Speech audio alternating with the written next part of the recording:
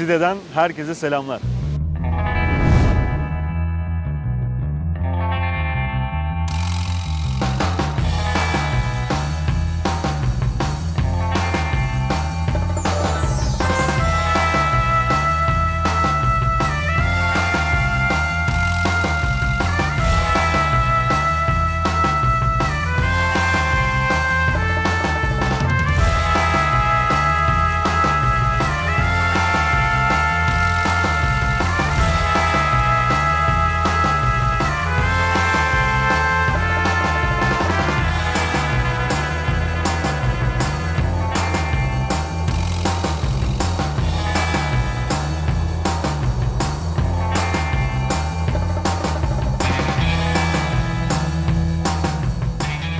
Önümüzdeki 2 gün Side bölgesinde olacağız. Buradaki ilk durağımız Manavgat Şelalesi oldu.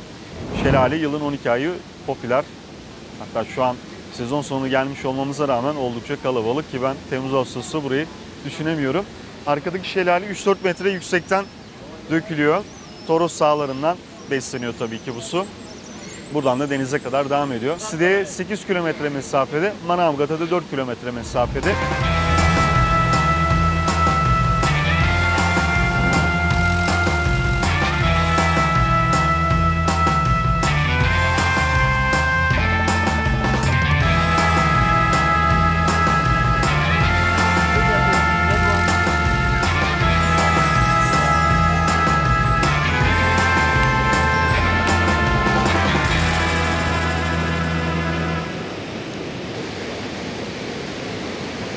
Evet, bugün ikinci durağımız Ormana Köyü. Düğmeli Eğdireli meşhur Ormana Köyü oldu. Burası İbradı ilçesi sınırları içerisinde. Side'den yaklaşık 50 kilometre kadar bir yol kat ettik. Yol muazzamdı. Toros Dağları'na doğru tırmanıyorsunuz. Bir yerden sonra her yer yemyeşil, çam ağaçlarıyla kaplı bir orman. Burası bence bir köyden daha fazlası olan bir yer. 300'den fazla eski tarihi ev var burada. Evlerin en büyük özelliği yapımında harç ve çimento kullanılmıyor. Torosların yükseklerinde yetişen sedir ağacı ve bölgedeki taşlardan yapılıyor bu evler. Yani yöreye özgü yapılar diyebiliriz. Hakikaten görsel olarak çok orijinaller. Bir kısmının önünde çıkıntı cumbalar da var. Genellikle 2 katlı evler, bahçeliler. Ben mimariyi çok sevdim. Zaten çevreyle ilgili söylenecek çok şey yok. Sessiz, sakin, doğayla iç içe huzurlu sokaklar diyebiliriz. Bölge turizmde yeni yeni haşır neşir olmaya başlamış. Ufak tefek konaklanabilecek yerler, yemek yenilecek yerler ve sanat evleri oluşmaya başlamış. Ben biraz Polonezköy'e benzettim, biraz Beypazarı'na benzettim, biraz da Safranbolu'ya benzettim. Yakın zamanda burası da hızlıca turizme kazandırılır. Köyün merkezinde bir çalışma vardı. Çok merkezi gezemedik. Biraz daha kenardaki sokakları, caddeleri gezdik. Tam aracımıza giderken Ormana Köyü'nde güzel bir ev dikkatimizi çekti. Yaklaştığımızda buranın restore edilip otele dönüştürülmüş bir yer olduğunu gördük. Rica ettik, sağ olsunlar, bizi kırmadılar. Biraz da bu evlerin içini göstermiş olduk sizlere.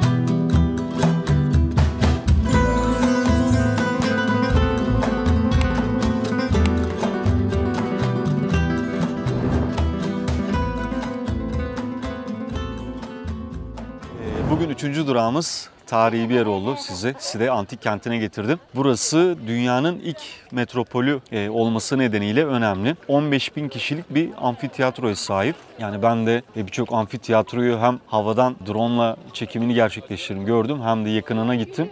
Bu kadar büyük bir amfiteyatro ben daha önce görmemiştim. Roma, Bizans, Pers ve Lidyalıların kültürlerini taşıyor. Milattan önce 7. yüzyılda kurulduğu düşünülüyor bu şehrin. Side ismi de bereket, yani nar anlamına geliyor. Arap akımları sonucu şehir yavaş yavaş terk ediliyor. Rodos, Ceneviz ve Venedik korsanlarının baskınlarıyla da şehir iyice boşaltılıyor, terk ediliyor ve bugün şu an günümüzde Antalya yerleşiyor burada yaşayanlar.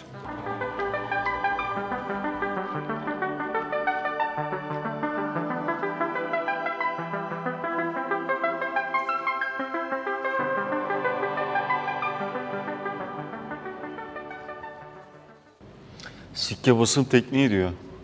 Ya bir tane çekiç, çekicin altına kalıp, ondan sonra ortada sikke pulu, altta da yine bir kalıp.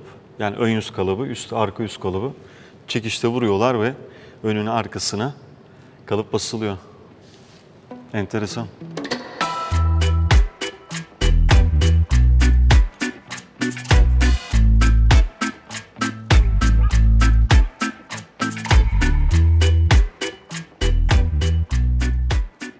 Burada genelde şeyler var, heykeller var. Heykeller ve büstler var. Yani en ilgi çekici bu bence. Hermes. İsa'dan önce 2. yüzyılda. Ticaret ve gezginlerin tanrısı. Bu bir tesadüf mü acaba? Ne dersin? Hermes.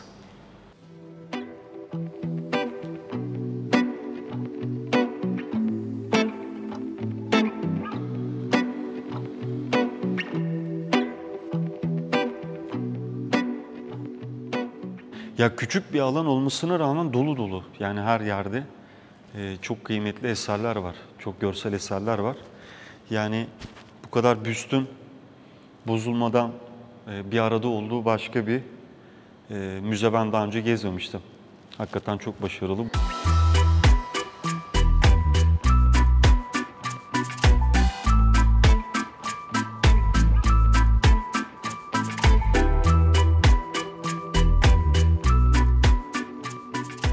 Burada da çok güzel şeyler var. Lahitler, mezarlıklar. Mermerden yapılmış. Tam sanat eseri ya. Yani kim yapmışsa, hangi usta yapmışsa ellerine sağlık. Şahane. Şimdilik bu kadar diyelim. Biz biraz daha gezelim. Çünkü görmeye değer çok şey var.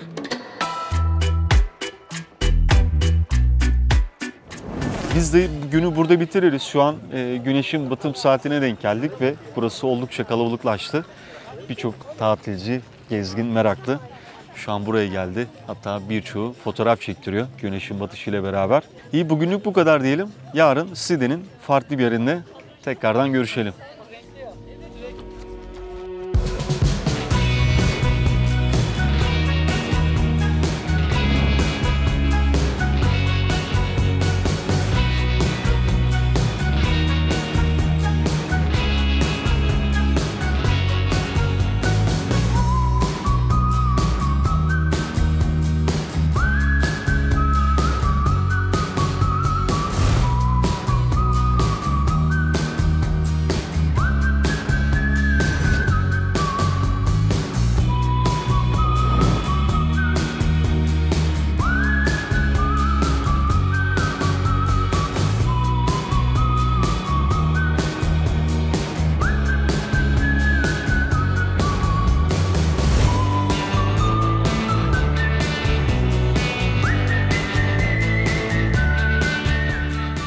İkinci günün sabahından Aspendos Antik Kenti'nden herkese selamlar.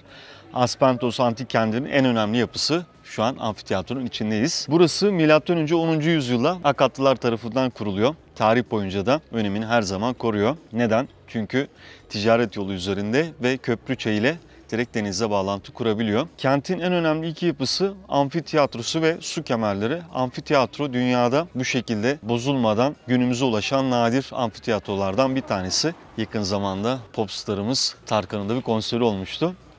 Meşhur mimar Zenon tarafından yapılmış bu amfiteyatro. Kendisini buradan tekrardan tebrik ediyoruz.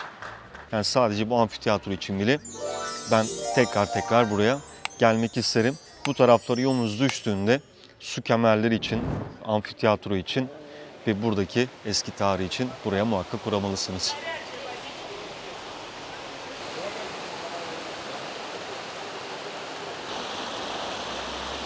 Köprülü Kanyon'a geldik.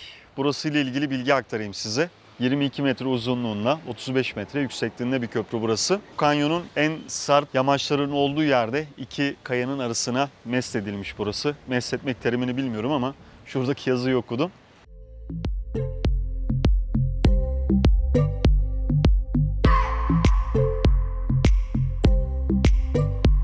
I just wanna hold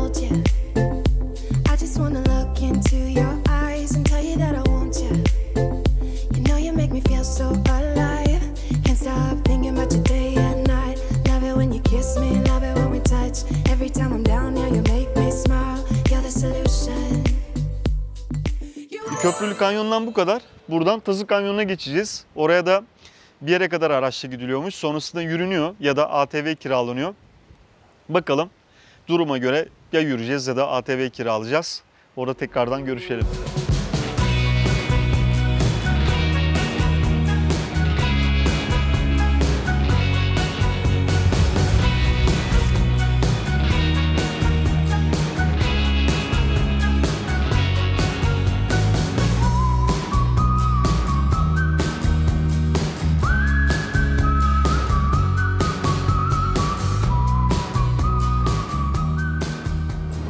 Tazı Kanyonu'na geldik.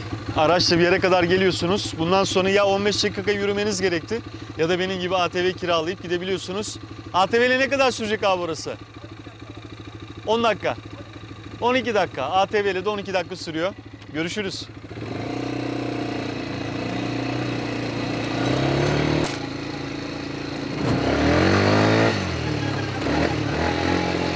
Bu arada ATV ile kanyonun olduğu yere kadar gidilmiyormuş. Biz de ATV'yi aşağıda bir yere bıraktık. Şimdi yürümeye başladık. Çam ağaçları arasından. Çok da uzak değilmiş. Birkaç dakika sonra orada olacağız.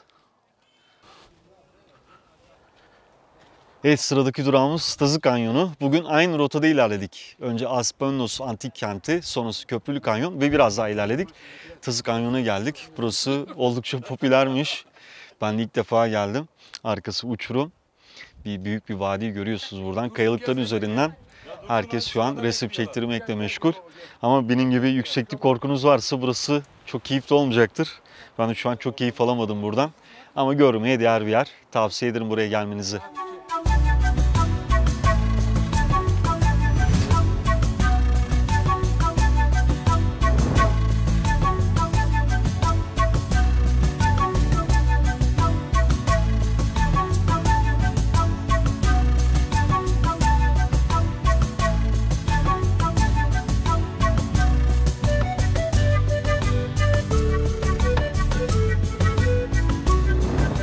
Ya doğal olarak gayet güzel bir yer. Hatta tek bir rotadan geliyor olmak da bizim için güzel oldu. Yani Köprülü Kanyon'dan sonra farklı bir yere gidecektik. Ama diğer yönettiğimiz hesapta böyle bir tavsiyeleri alalım dedik. En çok Tazı Kanyonu tavsiye edildi. Buraya geldik. İyi ki de gelmişiz. Doğal olarak evet. Gayet güzel bir yer. Yemyeşil. Zaten muazzam bir manzarası var. Ama biraz dikkatli olmak gerekti. Yani o kayaların üzerinde resim çektirirken çok da kendinizi kaptırmayın. Dikkat edin. Ama bu taraflara geldiğinizde Tazı Kanyonu'na bence muhakkak uğrayın.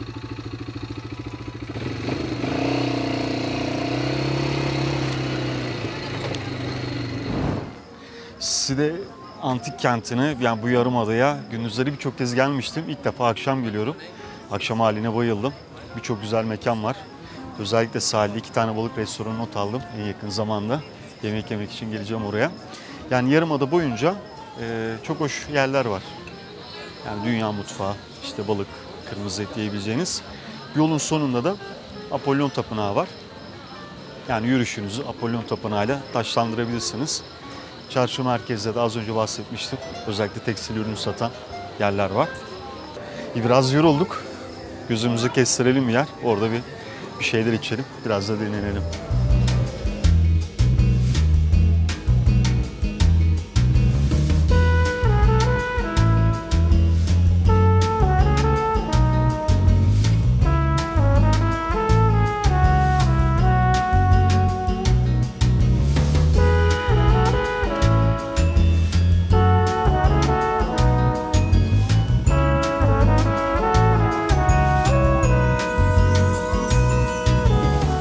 Bu arada Side videomuzun da sonuna geldik. Çok keyifli 2 gün geçirdik. Büyük bir otelde kalıyoruz ama otele kapanmadık.